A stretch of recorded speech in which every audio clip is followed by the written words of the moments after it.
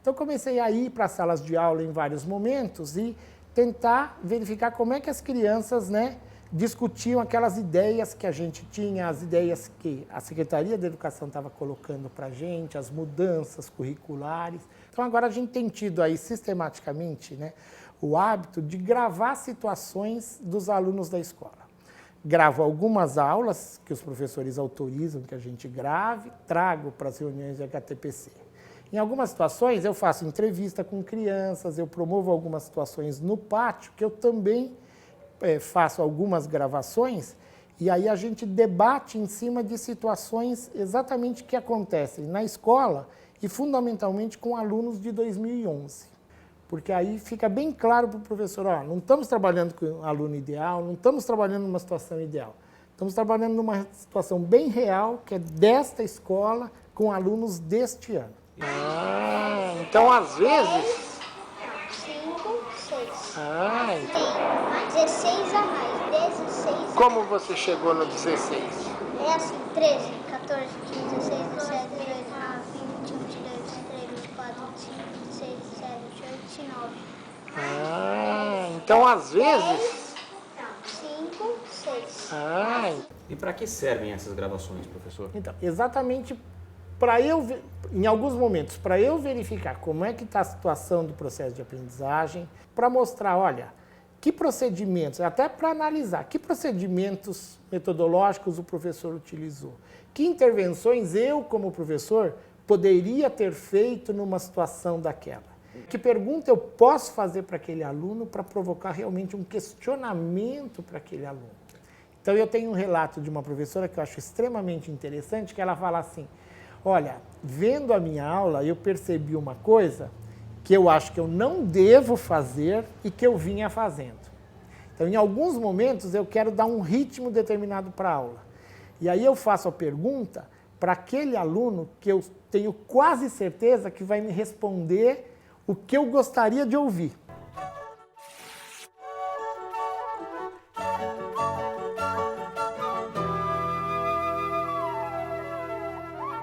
The main lesson is that children think very differently from what we assume, and they are very clever at inventing new ways of thinking. That I think I just respect children more by knowing how creative they are. And the main point I make here is that traditional math educators think that children learn arithmetic by internalizing from the environment.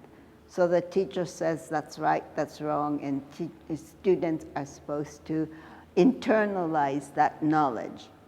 And Piaget's constructivism shows us that arithmetic is something that is constructed from inside the child through his thinking. A gente tem essa preocupação da discussão da didática da matemática, mas ao mesmo tempo a discussão de conteúdo sim. Então, no dia a dia aqui na escola, né, eu percebo que alguns professores realmente ainda têm dúvidas de alguns conceitos básicos de matemática. Alguns se sentem à vontade para perguntar. Olha, eu estou em dúvida e eu não sei, você pode me explicar. Alguns professores, ainda a gente percebe, são travados nesse sentido. Quer dizer, ainda não enxergam a escola como um espaço de discussão e de formação do professor. Então você é o André. Quantos anos você tem, André? 8. 8. E que ano você nasceu mesmo? 2003. 2003. O ano que vem você vai fazer quantos anos? 9. E que ano que é o ano que vem? 2012. 2012. O ano que vem você vai fazer 9. 2012. Quando será que você vai fazer 19? 19? É.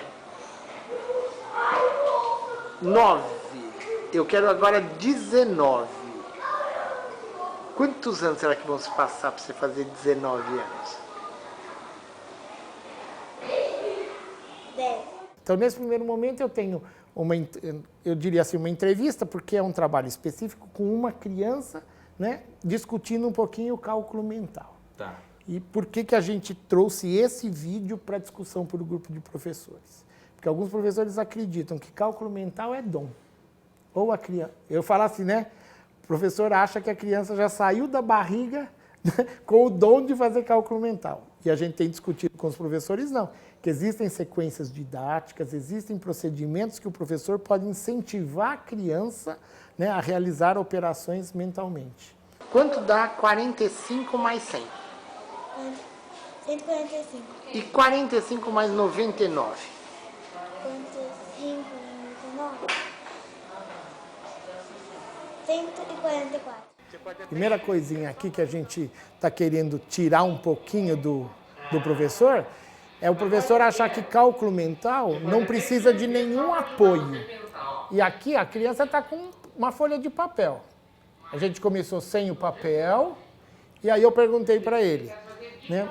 Aí algumas coisas ele não visualizava mentalmente os números que a gente estava falando. E ele está tendo o apoio do papel simplesmente para o registro dos números que eu estou ditando.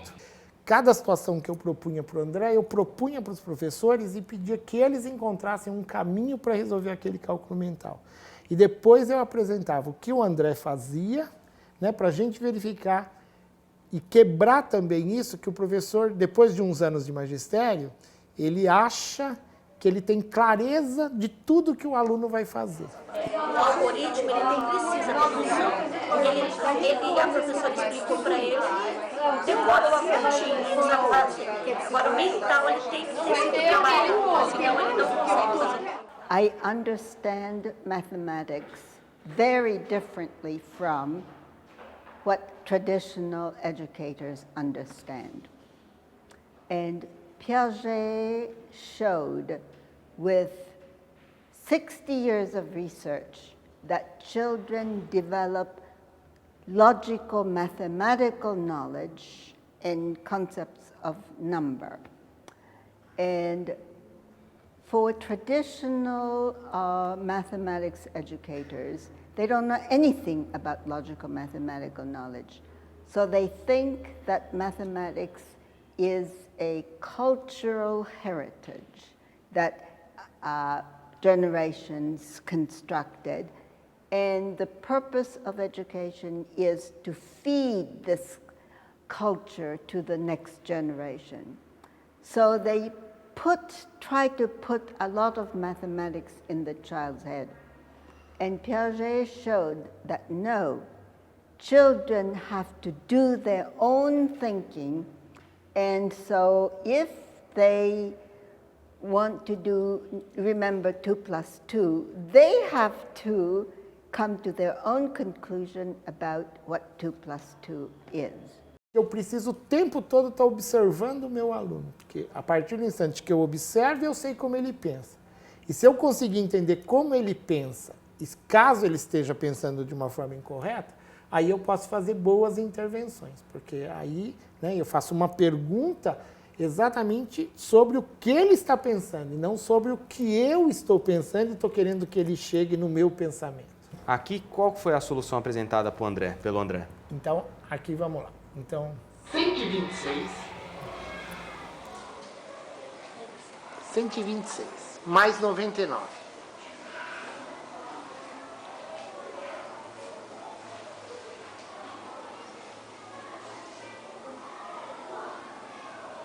R$225. 225. Como que você fez? Coloquei o 126. Aí peguei e tirei o 26. Somei 100 mais 99, ficou 199. Aí eu abaixei um tirei um do 6, ficou 5. Coloquei no 100, ficou 200. Aí eu coloquei o 25. Como é que foi, professor? Então, olha lá. O que ele fez? Eu tinha explorado bastante com ele o somar 100. Tá. Então ele já estava super familiarizado com somar 100. Aí eu pedi para somar 99, queria ver como ele somaria 99. Eu acreditava que para somar 99 ele somaria 100 e tiraria 1, né? Porque no meu pensamento eu faria assim. E aí quando eu pergunto para ele, faça 100 mais 99, ele fala assim, tirei o 26 do 126. Peguei o 100 com 99, fiquei com 199. Tirei um dos 6 e completei o 199. Então, tirei um dos 6, ficou 5. Com o 199, ficou 200. Aí eu coloquei o 25 e fiquei com 225. Então, quando uma criança faz isso, ela está se familiarizando muito com o sistema de numeração decimal. Tá. E o cálculo mental permite isso. Enquanto que a realização do algoritmo, ela não permite que a criança formule todas essas ideias sobre o sistema de numeração decimal. Ele está compondo um número, ele está decompondo, né? Ele está fazendo agrupamentos. Né? Entendi. Que o algoritmo, né? A conta armada, não dá conta de toda essa exploração que pode ser feita. Here, there is no thinking. It's mechanical obedience, and they count, count, count. That's 3, and right. It's just a rule. It's just a rule, an obedience, and mechanical behavior. Count, count, count, count. That's 4, and right. Count, count, count, count, count, count, count, count. That's so. These are used officially, but okay, they're not the best thing that makes children think. Aqui eu vou te mostrar uma situação de duas menininhas. Foi que a gente estava propondo uma situação de sequências numéricas, né? Então a gente queria que as crianças observassem alguma regularidade que existia nessa sequência, mesmo sem dar conta dos números que estavam envolvidos. Então aqui a gente tem uma menininha, tinha um pouquinho mais de 6 anos, estava no primeiro ano, né? E eu queria que ela observasse essa sequência, 1030, 1040, 1050. Já tínhamos feito algumas situações anteriores, mas nesta especificamente, 1030, 1040, 1050, eu queria que ela desse continuidade a isso. Tá? Ela não sabia ler esses números e tal. E aí ela não estava conseguindo fazer. E aí eu peço para uma colega tentar ajudar. Vamos ver se você ajuda aqui a Raíssa. O que você pode comentar para ela? Não é para escrever o número. Comenta com ela primeiro o que ela poderia olhar aí para escrever esse número. Você vai ter que olhar aqui, ó. Aqui é 30, aqui é 40, 50. Aí você vai escrever os mesmos números, ó. Escreve 14 e depois o 60.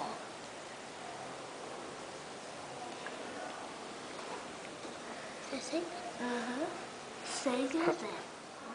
Agora acho que ela está com dúvida por que tem que escrever o 60 aí. Porque aqui, ó, 30, 40, 50 e 60.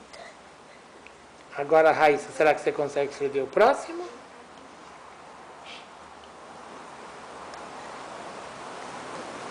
Consegui.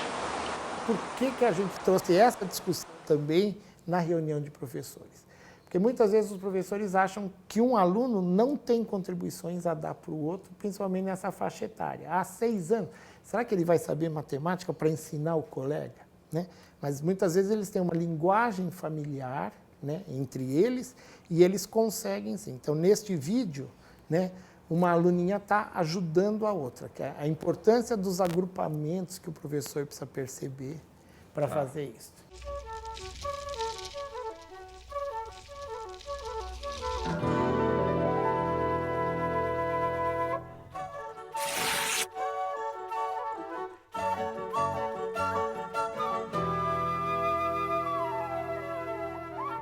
I use games because games make children think very hard. Whereas here, maybe this is a time to talk about traditional education. For traditional education, okay, they use this kind of worksheet and they tell children what to do. So they say, okay, the way to get the answer is to count 1, 2, 3. and write 3 here. Count, count, count, count, and put the answer here. Count, count, count. So this is a mechanical approach that tells children how to get the answer, and children don't have to think. So here, the motivation for doing this kind of work is to satisfy the teacher who says, you have to write answers here. And once the teacher sees all the answers, she is satisfied. Cards with small numbers, like this is a 1, 2, and here's a 3, and here's a 4. Okay. So it's the same numbers that you see here. Okay. And the way we play this game is, first we deal the cards among 3 people, and the object of the game is to find 2 cards that make 5. So if it's my turn first, I turn over the top card, and that's not 2 cards that make 5. So I have to discard it in the middle of the table. And the next child turns over the top card, and this does not make 5, so he has to discard it. And the next child turns over his card, and oh yeah, with these 2 cards, he can keep these 2 cards. There are advantages in games, and the first advantage is the child's motivation. So if the child is playing a game, then he or she is playing to satisfy himself. He likes to play cards. But if he does a worksheet like this, then it's for the teacher. The teacher needs to be satisfied. So the motivation is wrong. The second reason is that of feedback, the teacher's response. Usually teachers correct these worksheets after school, and she returns the worksheet the next day. Children just cannot remember what they did yesterday, and they just don't care what they did yesterday. Whereas in a game like this, if a child gets this and says, that's 5, the other children are going to complain immediately, that's not 5. So immediate feedback is much more educational than the next day. And then there are many other reasons.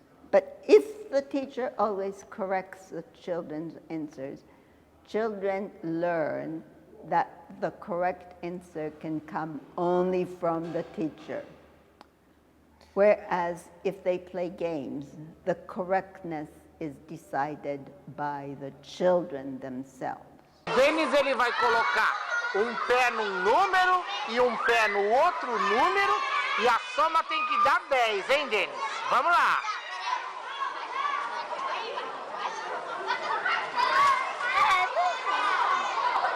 Mas ele está no primeiro ano.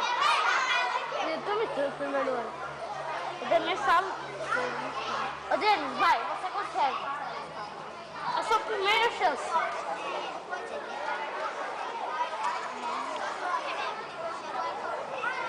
Gente, eu vou conseguir.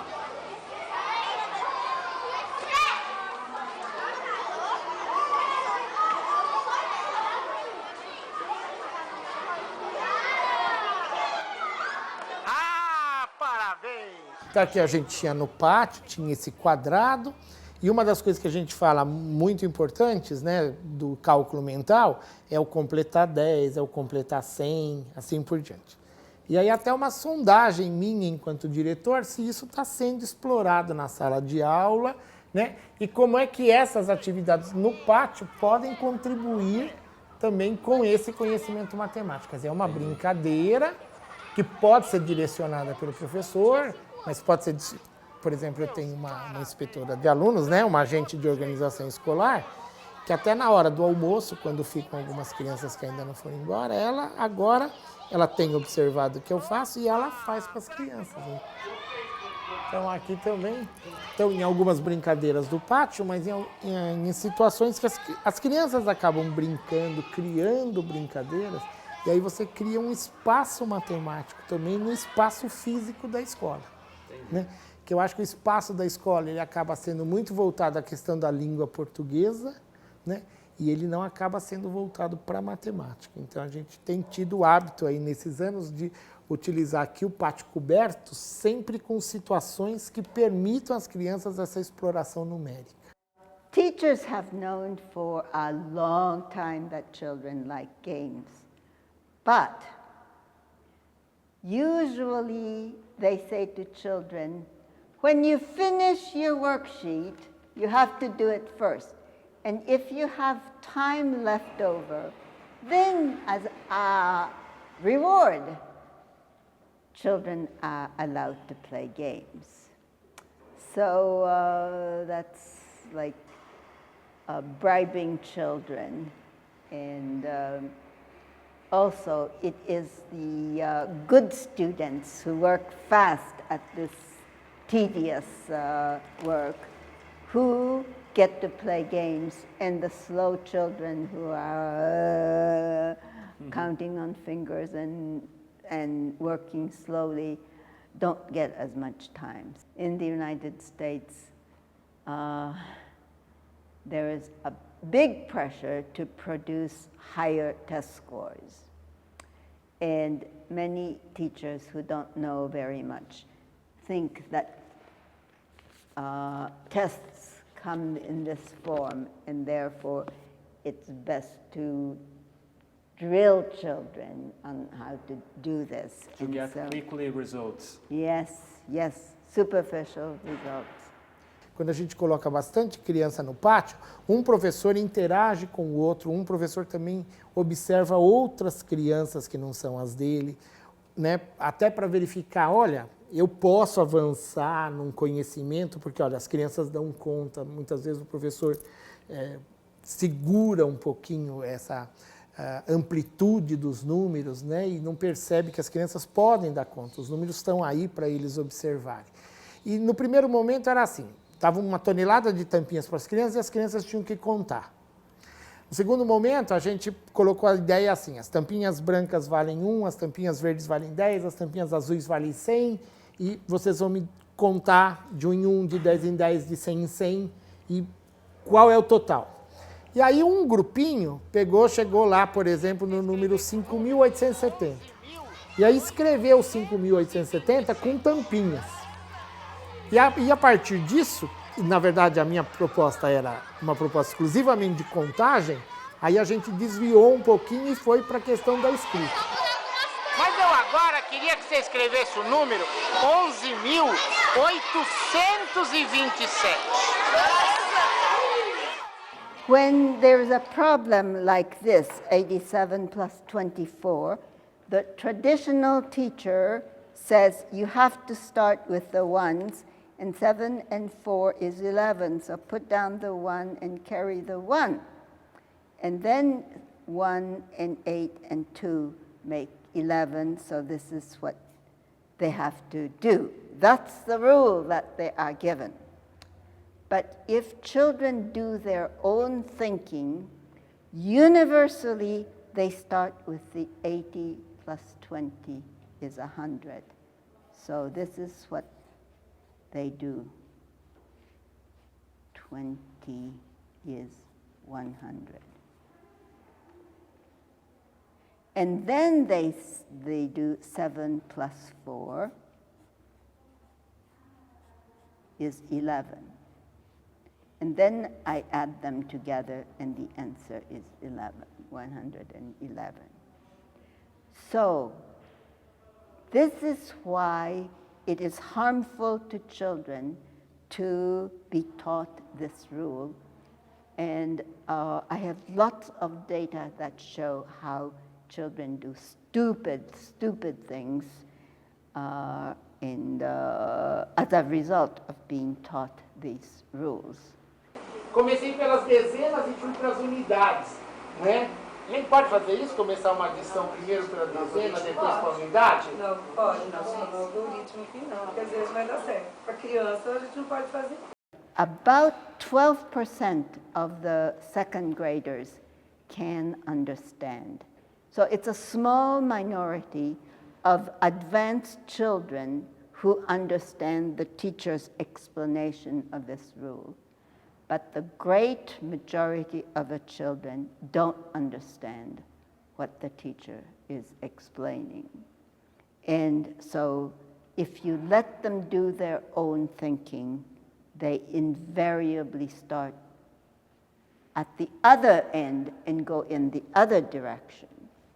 So I say that these algorithms are harmful for two reasons.